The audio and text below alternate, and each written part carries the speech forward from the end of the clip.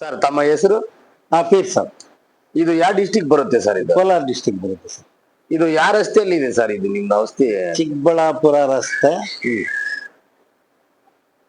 ನಿಸಾರ್ ನಗರ, ಈಗ ward number 35. ಈಗ ನೀವು ಎಷ್ಟು ತಲಗಟ್ಟಿಂದ ಮಾಡ್ತಾ ಇದೀರಿ ಸರ್ ಈ ತರ ನಾಟಿ ಔಷಧಿ? ಇದು ಬಂದು ನನಗೆ 80ರಿಂದ ಅನುಭವ ಇದೆ ಸರ್. 80ರಲ್ಲಿ ನಮ್ಮ ತಾತ ಅವ್ರು ಮಾಡ್ತಾ ಇದ್ರು. ಇಲ್ಲಿಂದ 35 ಕಿಲೋಮೀಟರ್ ನಮ್ಮೂರು. ಅಂದ್ರೆ ಮುಳಬಾಗಲ್ ತಾಲೂಕು, ಇದೇ ಕೋಲಾರ ಡಿಸ್ಟಿಕ್, ನಿಚಿನಗುಂಟೆ ಗ್ರಾಮ ಅಂತ. ಅಲ್ಲಿ ಒಂದು ಸುಮಾರು ಒಂದು 50-60 ಮನೆ ಇದೆ. ಅಲ್ಲಿ ನಮ್ಮ ತಾತ ಅವರು ಈ ಕಸಬು ಆವಾಗ ಮಾಡ್ತಾ ಇದ್ರು. ಆವಾಗ ಬೇರೆ ಊರವರೆಲ್ಲ ಬರೋರು, ಅಂದ್ರೆ ಆವಾಗ ಮೊಬೈಲು ಬಸ್ಸುಗಳೆಲ್ಲ ಇರ್ಲಿಲ್ಲ, ಕರೆಂಟು ಇರ್ಲಿಲ್ಲ ನಮ್ಮೂರಿನಲ್ಲಿ. ಬೇರೆ ಊರವರೆಲ್ಲ ಬಂದು ಒಂದು ದಿವಸ ಇದ್ದು, ಅಲ್ಲಿ ಬಸ್ಸು ಸೌಕರ್ಯ ಇಲ್ಲ ಅಂತೇಳಿ ನಮ್ಮ ತಾತ ಅವರು ಮುಳಬಾಗ್ಲ 15 ಕಿಲೋಮೀಟರ್ ಅಲ್ಲಿಂದ ಇವರು ನಡ್ಕೊಂಡೋಗಿ ಮತ್ತೆ ಔಷಧಿ ತಗೊಂಡಲ್ಲಿ ಗಂಧಿ ಅಂಗಡಿನಲ್ಲಿ ಬೇಕಾದಂಥದ್ದು ಮತ್ತೆ ವಾಪಸ್ ಬಂದು ಔಷಧಿ ರೆಡಿ ಕೊಡೋವರೆಗೂ ಮಾರನೇ ದಿವಸ ಆಗೋದು. ಒಂದು ದಿವಸ ಇದ್ದು ತಗೊಂಡು ಹೋಗ್ತಾ ಇದ್ರು. 80ರಲ್ಲಿ 80ರಿಂದ 2000 ವರ್ಷ, ಅಂದ್ರೆ ಕನಿಷ್ಠ ಒಂದು 20 ವರ್ಷ. ಆ 82ರಲ್ಲಿ ನಮ್ಮ ತಾತ ಅವ್ರು ತೀರೋದ್ರು. ನಾನು 2 ಜೊತೆ ನಮ್ಮ ತಾತ ಅವ್ರ ಜೊತೆನಲ್ಲಿ ಕೆಲಸ ಮಾಡಿದ್ದೀನಿ. 82ರಿಂದ ನಮ್ಮ ಅಪ್ಪ ಅವ್ರು ಏನ್ ಮಾಡ್ತಾ ಇದ್ರು, ಇದೇ ನಾಟಿ ಔಷಧಿನ. ಅವರು ನಡ್ಕೊಂಡು ಹೋಗೋದು, ನಡ್ಕೊಂಡ್ ಬರೋದು. ಆಮೇಲೆ ಕೆಲವು ದಿವಸ ಆದ್ಮೇಲೆ ಬಸ್ ಸೌಕರ್ಯ ಸಿಕ್ತು. ಆಮೇಲೆ ಒಂದ್ ದಿವಸ ಬಸ್ನಲ್ಲಿ ಹೋಗೋದು, ತಗೊಂಡ್ಬರೋದು, ಔಷಧಿ ತಯಾರು ಮಾಡ್ಕೊಡೋದು. ಅವರು ಇದು ತಗೊಂಡೋಗ್ತಾ ಇದ್ರು. ಕೆಲವ್ರು 3-4 ದಿವಸ ಬಂದು ತಗೊಂಡೋಗ್ತಾ ಇದ್ರು, ರೆಡಿ ಮಾಡಿ ಇಟ್ಟಿದ್ರೆ. ಆಗ ತಗೊಂಡೋಗೋರೆಲ್ಲ, ಅಲ್ಲಿ ಬರ್ತಾ ಇದ್ದವರೆಲ್ಲ ಜಾಂಡೀಸು, ಈಗ ಶುಗರ್, ಗ್ಯಾಂಗ್ರೀನ್ ಆಗ ಇತ್ತು. ಅದನ್ನ ನಮ್ಮ ಹಳ್ಳಿ ಕಡೆ ಅದನ್ನ ಮಂಟು ತಾಕಡ ಅಂತ ಇದ್ರು. ಅದು ಗ್ಯಾಂಗ್ರೀನ್ ಮಂಟು ತಾಕಡ ಅಂತ ಇದ್ವಿ. ಆ ಶುಗರ್ಗೆ ಮತ್ತೆ ಗ್ಯಾಂಗ್ರೀನ್ ಮತ್ತೆ ತಲೆನೋವು, ಒಂಟಿ ತಲೆನೋವು, ಒಂದೇ ಕಡೆ ತಲೆನೋವು, ಅದು ಬಹಳ ಜನಕ್ಕೆ ಆ ಕಡೆ ನೋಡ್ತಾ ಇದ್ವಿ ನಾವು. ಒಂಟಿ ತಲೆನೋವು, ಗ್ಯಾಸ್ಟ್ರಿಕ್, ಅದನ್ನ ಅಜೀರ್ಣ ಅಂತ ಹೇಳ್ತಾ ಇದ್ವಿ ನಾವು, ಅಜೀರ್ಣ ಅಂತ. ಮತ್ತೆ ಲಕ್ವ ಅವ್ರದವರು ಅವ್ರು ಬರ್ತಾ ಇದ್ರು. ಮತ್ತೆ ಮೂವರ್ಚು ರೋಗ, ಮತ್ತೆ ಆ ಕಿಡ್ನಿ ಫೈಲರ್ನು ಅಲ್ಲಿ ಕೆಲವು ನಮ್ಮ ಹಿರಿಯರು ಹೇಳ್ತಾ ಇದ್ರು, ಅದನ್ನ ಊದು ಪಾಂಡವ ಅಂತ. ಆದ್ರೆ ಊದು ಪಾಂಡವ ಅಂದ್ರೆ ಯಾವ ತರ ಅಂದ್ರೆ ಒಂದ್ ದಿವಸ ಊದ್ಕೊಂತಾರ, ಒಂದ್ ಸಣ್ಣಗೆ ಆಗ್ತಾ ಇದೆ. ಅದು ನಮ್ಗೆ ಕಿಡ್ನಿ ಫೈಲರ್ ಅಂತ ಆಗ ಅನ್ಸ್ಲಿಲ್ಲ. ಅದನ್ನ ನಾವು ಊದ್ ಪಾಂಡವ ಅಂತ ನೋಡ್ತಾ ಇದ್ವಿ. ಒಂಥರ ಅದನ್ನು ಕಾಮಾಲೆ ಅಂತ ಹೇಳ್ಕೊಳ್ತಾ ಇದ್ವಿ ನಾವು. ಔಷಧಿ ಕೊಟ್ಟು ರೆಡಿ ಮಾಡ್ತಾ ಇದ್ವಿ. ಈ ತರ ನನಗೆ 80ರಿಂದ ಅನುಭವ ಇದೆ. ಆಮೇಲೆ ಕೆಲವು ವರ್ಷಗಳ ನಂತರ ಒಂದು 93ರಲ್ಲಿ ನಮ್ಮ ಅಪ್ಪ ಅವರು ನಾವು ಬೇರೆ ಬೇರೆ ಆಗ್ಬಿಟ್ವಿ. ಮದುವೆಗೆ ಆಗಿ ಮಕ್ಕಳಾಗಿದ್ಮೇಲೆ ಒಂದು 2000ರಲ್ಲಿ ನಮ್ಮ ಅಪ್ಪ ಅವರು ಹೊಸೂರು ಹೋಗ್ಬಿಟ್ಟು, ನನ್ನ ಬಿಟ್ಟು. ಅಲ್ಲಿ ನಮ್ಮ ದೊಡ್ಡ ಅಣ್ಣ ಇದ್ದಾರೆ ಅಂತ ಅಲ್ಲಿ ಹೋಗ್ಬಿಟ್ಟು. ಆಮೇಲೆ ನಾನು ಇಲ್ಲಿದ್ದೆ. ನಾನು ಇಲ್ಲಿವರೆಗೂ ನಾನು ನೋಡ್ಕೊಂಡೆ, ಅಲ್ಲಿವರು ನಮ್ಮ ಅಪ್ಪ ಅವ್ರು ನೋಡ್ಕೊಂಡ್ರು. ಎಲ್ಲಿ? ಹೊಸೂರ್ ಕಡೆ. ಹೊಸೂರ್ ಕಡೆ ಏನ್ ಚಾರ್ಜ್ ಮಾಡ್ತಾ ಇದ್ರು ಅಂದ್ರೆ, ಹೊಸೂರ್ನಲ್ಲಿ ಎಲ್ಲಾ ಔಷಧಿಗಳು ಸಿಗ್ತಾ ಇದ್ವು. ಎಲ್ಲ ಅವರೇ ತಂದು ಕೊಡ್ತಾ ಇದ್ರು. ಯಾರು? ಹೊಸೂರ್ ಕಡೆ ಬರೋ ಪೇಷಂಟ್ ಎಲ್ಲ ತಂದು ಕೊಡೋರು. ನಮ್ಮ ಅಪ್ಪ ಹೇಳಿದೆಲ್ಲ ತಂದು ಕೊಡೋದು, ನಮ್ಮ ಅಪ್ಪ ರೆಡಿ ಮಾಡ್ಕೊಡೋದು. ಏನನ್ನ? ಔಷಧಿನ ರೆಡಿ ಮಾಡ್ಕೊಟ್ರೆ ಅವ್ರು ಏನ್ ಫೀಸ್ ಕೊಡ್ತಾ ಇದ್ರು ಅಂದ್ರೆ 10-20 ಕೊಟ್ಬಿಟ್ಟು ಮನೆಗೆ ಹೋಗ್ಬಿಡೋರು. ಹೋಗಿ ಮತ್ತೆ ಒಂದ್ ದಿವ್ಸ ಬರುವಾಗ ರಾಗಿ 1 ಮೂಟೆ, ಇಲ್ಲಾಂದ್ರೆ ನೆಲ್ಲು 1 ಮೂಟೆ, ಇಲ್ಲಾಂದ್ರೆ ಒಂದ್ ಜೊತೆ ಬಟ್ಟೆ, 1000-2000 ಅವ್ರು ಕೊಡೋರು. ಆದ್ರೆ ನಮ್ಮಪ್ಪ ಅವರು 2012ವರೆಗೂ ಬೇಗೇನಹಳ್ಳಿನಲ್ಲಿ ವಾಸ ಇದ್ದು, 2012ವರೆಗೂ ಅವ್ರು ವಯಸ್ಸಾಗಿ ಸಾಯೋವರೆಗೂ ನಮ್ಮನಿಂದ 1 kg ಅಕ್ಕಿ ರಾಗಿ ಅವ್ರು ನಮ್ ಕೈ ತಿಂದಿಲ್ಲ. ಅವ್ರು ಜನಗಳಿಗೆ ತಂದು ಕೊಟ್ಟಿದ್ದೆ ತಿಂದಿದ್ದು. ಅಂದ್ರೆ ಬಟ್ ಈಗ ಅವರು ಕಾಡು ಕಡೆ ಹೋಗಿ ಔಷಧಿ ತರ್ತಾ ಇಲ್ಲ, ಇವ್ರು ಹೇಳ್ ಕಳಿಸೋದು ಅವ್ರು ತಂದು ಕೊಡೋರು. ಗಿಡ ಮೂಲಿಕೆಗಳೆಲ್ಲ ಹೇಳ್ತಾ ಇದ್ರು, ಇಂತ ಗಿಡ ಕಿತ್ಕೊಂಡ್ಬನ್ನಿ, ಇಂತ ಅವ್ರಿಗೆ ವಯಸ್ಸಾಗಿತ್ತು, ಕಣ್ಣು ಕಾಣಿಸ್ತಾ ಇರ್ಲಿಲ್ಲ. ಇವ್ರು ಹೇಳಿದ್ದೆಲ್ಲ ಅವ್ರು ಕಿತ್ಕೊಂಡ್ಬಂದ್ ಕೊಡೋದು. ಅದನ್ನ ಇವ್ರು ಔಷಧಿ ಮಾಡಿ ಕೊಡೋದು. ಔಷಧಿ ಮಾಡಿ ಕೊಟ್ರೆ ಅವ್ರು ಕೊಡ್ತಾ ಇದ್ದಿದ್ದು ಫೀಸ್ ಸದ್ಯಕ್ಕೆ 10-20 ಕೊಟ್ಬಿಟ್ಟೋಗಿ, ನಂತರ ಬರುವಾಗ ಬಟ್ಟೆ, ಇಲ್ಲಾಂದ್ರೆ ರಾಗಿ, ಇಲ್ಲಾಂದ್ರೆ ಬೆಳೆಯುದು ಜೀವನ. ಆಮೇಲೆ 2012ರಲ್ಲಿ ನಮ್ಮ ಅಪ್ಪ ಅವರು ತೀರೋದು. ಆಮೇಲೆ ನಮ್ಮ ಅಮ್ಮ ಅವರು ಅಲ್ಲಿ ಇಲ್ಲಿ ನಾನು ಆವತ್ತಿಂದ ಇಲ್ಲಿ ನಾನು ಮಾಡ್ಕೊಂತ ಬರ್ತಾ ಇದ್ದೀನಿ. ಈಗ ಈ ನಾಟಿ ಔಷಧಿ ಎಲ್ಲ ಬಂದ್ಬಿಟ್ಟು ನೀವೇ ರೆಡಿಮೇಡ್ ಮಾಡಿದ್ರೆ ಇಲ್ಲ ನೀವು ತರ್ಸ್ಕೊಂಡು ಹೋದ್ರೆ? ಆ ಕೆಲವು ಕರ್ಪೂರ ಹ್ಮ್ ಮತ್ತೆ ಪಚ್ ಕರ್ಪೂರ ಮತ್ತೆ ಇಂಗ್ಲಿಕ ಮತ್ತೆ ಈ ಶಿಲಾಜಿತ್ ಭಸ್ಮ, ಲೋಹ ಭಸ್ಮ, ಹ್ಮ್. ಆ ಇವು ನಾವು ಕೆಲವು ಕೊಂಡ್ಕೊಳ್ಳೋದಿರುತ್ತೆ ಗಂಧಿ ಅಂಗಡಿನಿಂದ. ಹಾ ಹಾ ಆ ಕೆಲವು ಎಲ್ಲ ಗಿಡಮೂಲಿಕೆಗಳು ಸಿಕ್ಕುತ್ತೆ. ಹಾ. ಆ ಕೊಂಡ್ಕೊಳ್ಳೋದು ಇರುತ್ತೆ ಗಂಧಿ ಅಂಗಡಿಯಿಂದ. ಕೆಲವು ಗಿಡಮೂಲಿಕೆಗಳು ಆ ಕಡೆಯಿಂದ ತರಿಸ್ತೀವಿ ನೀವು? ಸರ್ ನಮ್ಮ ಭಾರತ ದೇಶದಲ್ಲಿ ಎಲ್ಲಾ ಕಡೆ ಎಲ್ಲಾ ಮೂಲಿಕೆಗಳು ಸಿಕ್ಕುತ್ತೆ. ಈ ಕಡೆ ಮಳೆ ಇಲ್ಲ, ಹ್ಮ್. ಸ್ವಲ್ಪ ಮರಗಳು ಕಡಿಮೆ, ಹ್ಮ್. ಇಲ್ಲಿ ಗಿಡ ಬೆಳವಣಿಗೆ ಕಡಿಮೆ ಇದೆ. ಈ ಕೊಡಗು ಕಡೆಯಿಂದ ಆದ್ರೆ ಬೇಜಾನ್ ಗಿಡ ಸಿಕ್ಕುತ್ತೆ. ಇಲ್ಲಿ ನೋಡಿ ಅಗರಂ ಕಾಡು, ಸುಗಂಧಿ ಬೇರ್ ಸಿಕ್ಕುತ್ತೆ. ಇದೇ ಕೆರೆಗಳಲ್ಲಿ ಅಶ್ವಗಂಧ ಸಿಕ್ಕುತ್ತೆ. ಮತ್ತೆ ಈ ಅಂದ್ರಿನ ಗಿಡ ಈ ಕಡೆ ಎಲ್ಲ ಕಾಡುಗಳೆಲ್ಲ ಸಿಕ್ಕುತ್ತೆ. ಏಕೆ ಗಿಡ ಸಿಕ್ಕುತ್ತೆ, ಬಿಳಿ ಚಿತ್ರಮೂಲಕ ಸಿಕ್ಕುತ್ತೆ, ಇಸಾಮುಷ್ಟಿ ಸಿಕ್ಕುತ್ತೆ, ಮತ್ತೆ ಗೆನ್ನೇರಿ ಗಿಡ ಸಿಕ್ಕುತ್ತೆ.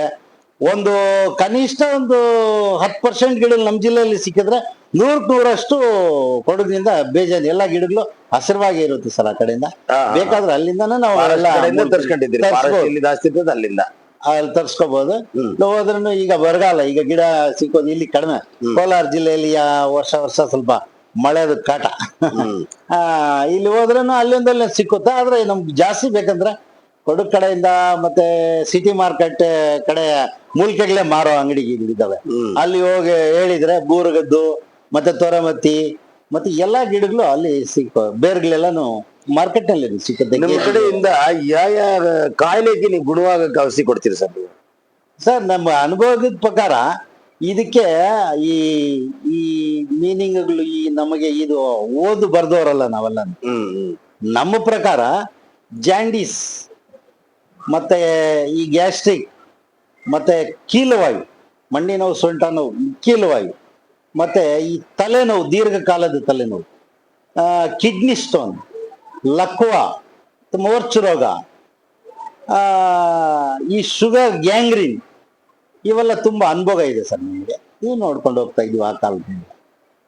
ಜಾಸ್ತಿ ಜನ ಬರೋದು ಅದನ್ನ. ಈಗ ಸುಮಾರು ನೀವು ಈ ಕೆಲಸ ಕಲಿಸ್ದಾಗಿಂದ ಎಷ್ಟು ಸಾವಿರ ಜನ ನಿಮ್ಮ ಹತ್ರ ಗುಣ ಆಗಿದ್ದಾರೆ ಸರ್? ಸರ್ ನಮ್ಗೆ ಯಾರು ಇಲ್ಲಿ ಕೇಳೋರಿಲ್ಲ, ನಾವು ಯಾರು ಜವಾಬ್ ಹೇಳಿದ್ದಿಲ್ಲ. ಬರ್ತಾರೆ ತಗೊಂಡೋಗ್ತಾರೆ. ನಾನು ಬೇರೆ ಕೆಲಸ ಮಾಡ್ತಾ ಇದ್ದೆ, ನಾನು ಬಟ್ಟೆ ಅಂಗಡಿ ನೋಡ್ಕೊಂತ ಇದ್ದೆ.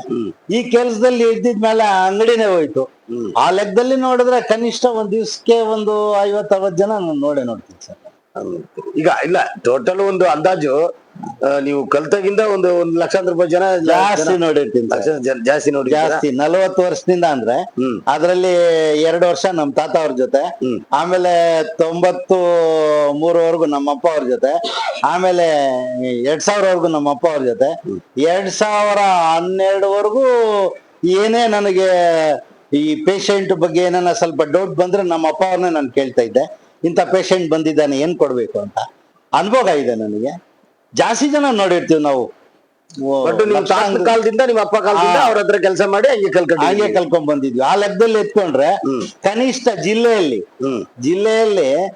ಕನಿಷ್ಠ ನಮ್ ಜಿಲ್ಲೆಯಲ್ಲಿ 10 ಲಕ್ಷ ಜನ ಇದ್ರೆ ಅದ್ರಲ್ಲಿ 4 ಲಕ್ಷ ಜನ ನಾವು ನೋಡಿದ್ವಿ ನಮ್ ಜಿಲ್ಲೆಯಲ್ಲಿ. ಬೆಂಗಳೂರು ಜಿಲ್ಲೆ ಮತ್ತೆ ಧರ್ಮಪುರಿ ಜಿಲ್ಲೆ ಮತ್ತೆ ಈ ಜಿಲ್ಲೆಗಳೆಲ್ಲ ಲೆಕ್ಕ ಇಲ್ಲ. ಈಗ ನಾನು ಕೊಡಗು, ಸೋಮಾರಪೇಟೆ, ಮಡಿಕೇರಿ ಜಾಸ್ತಿ ಪೇಷಂಟ್ ನೋಡ್ತಾ ಇದ್ದೀನಿ ಸರ್, ಎಲ್ಲ ಕೋರಿಯರ್ ಮುಖಾಂತರ. ಈಗ ಯಾವ ರೀತಿಯಲ್ಲಿ ನೀವು ಈ ತರ ಇಂಪ್ರೂವ್ಮೆಂಟ್ ಆಗಿದ್ದೀರಿ ಅಂದ್ರೆ, ಯಾವ್ದನ್ನ ಚಾನೆಲ್ ಅವರು ಬಂದು ಏನಾನ ನಿಮ್ಗೆ ಹೊರಗಡೆ ಬಿಟ್ರ, ಇಲ್ಲ ನೀವ್ ಏನಾನ ಜನಗಳು ಬಂದು ಹೇಳ್ಕೊಟ್ಟಿರಿ, ಈ ನಿಮ್ಮ ಹತ್ರ ಔಷಧಿ ಬಂದು ತಗೊಂಡ್ ಹೋಗ್ತಾರ? ಇಲ್ಲ ಸರ್, ನಮ್ಮ ಹತ್ರ ಆ ಕಾಲದಿಂದ ಜನ ಬಂದು ಔಷಧಿ ತಗೊಂಡ್ ಹೋಗ್ತಾ ಇದ್ರು. ಆಮೇಲೆ ನಮ್ಗೆ ಯಾವ ಚಾನೆಲ್ ಅವರು ಪರಿಚಯ ಇಲ್ಲ, ನಾನು ಯಾರು ಅಷ್ಟು ನಮ್ಗೆ ಅದೆಲ್ಲ ಗೊತ್ತಿಲ್ಲ. ಬರ್ತಾರೆ ತಗೊಂಡೋದು ಇದು ಆ ಕಾಲದಿಂದ ನಡೀತಾ ಇದೆ. ಅವ್ರು ಹೇಳೋದ್ ನಾವು ಮಾಡ್ಕೊಡೋದು, ಅವ್ರು ಹೇಳೋದ್ ನಾವು ಮಾಡ್ಕೊಡೋದು ನಡೀತಾನೆ ಇದೆ. ಕೆಲವು ವರ್ಷಗಳ ನಂತರ ಆಮೇಲೆ ಸೆಲ್ವಂ ಸರ್ ಅಂತ ಒಬ್ಬರು ಬಂದಿದ್ರು, ಟಿವಿ ಚಾನೆಲ್ ಅವರು, ಆ ಹೊಸೂರ್ ಕಡೆಯಿಂದ. ಆಮೇಲೆ ಅವ್ರ ಮುಖಾಂತರವಾಗಿ ಬಹಳಷ್ಟು ಜನಕ್ಕೆ ತಮಿಳ್ನಾಡಿನಲ್ಲಿ ಗೊತ್ತಾಗಿ ಈಗ ಅವ್ರ ಮುಖಾಂತರವಾಗಿ ಎಲ್ಲರೂ ಕೋರಿಯರ್ ಮಾಡ್ತಾ ಇದ್ದೀನಿ. ಆ ಕಡೆಯಿಂದ ಜಾಸ್ತಿ ಜನ ಆ ಟಿವಿ ಚಾನಲ್ ಅವರಿಗೆ ಧನ್ಯವಾದಗಳು ತಿಳಿಸ್ತಾ ಇದ್ದಾರೆ. ಆ ತಮಿಳ್ನಾಡಿನಲ್ಲಿ ಮಾಡಿರೋ ಚಾನೆಲ್ನಲ್ಲಿ ಅಲ್ಲಿ ನಡೀತಾ ಇರೋದು ಅವರೆಲ್ಲ ನನ್ನ ಕೋರಿಯರ್ ಮುಖಾಂತರವಾಗಿ ನನ್ನ ಕಡೆಯಿಂದ ತರಿಸ್ಕೊಳ್ತಾ ಇದ್ದಾರೆ ಸರ್. ಈಗ ಆಮೇಲೆ ಐಸ್ ಟಿವಿ ಅವ್ರು ಬಂದ್ರು.